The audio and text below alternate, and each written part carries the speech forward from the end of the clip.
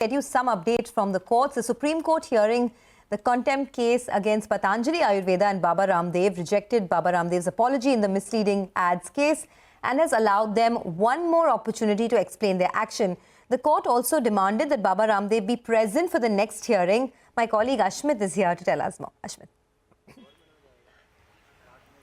Well, Baba Ramdev facing contempt proceedings essentially because despite the Supreme Court's restraint on Patanjali Ayurveda, it had continued to publish advertisements that were, one, made a mockery of allopathic medicine, and number two, published advertisements about products that claim to be a cure for everything from COVID and to cancer.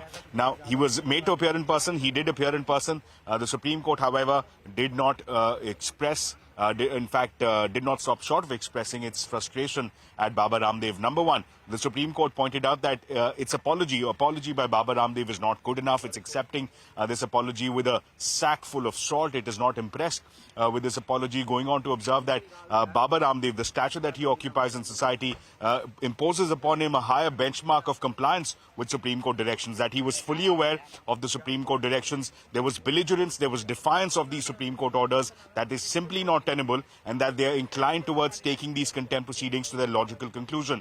However, Baba Ramdev was not the only one at the receiving end. The central government as well got a fair share from the bench as well. The Supreme Court observed that the centre is keen on passing on the burden of taking action against Patanjali Ayurveda to the state governments. Here, the Supreme Court pointed out that the central government's own committee had red flagged how some of these products were not backed by evidence and at best can be used as supplements to the COVID treatment, yet there has been no inaction on part of the central government. So explanations being sought, not just from Baba Ramdev, as well as from the central government. The hearing is next week, and the Supreme Court has been very clear. It's still not impressed with Baba Ramdev. He needs to appear once again before the top court for a second time and make his case for an apology before the top court.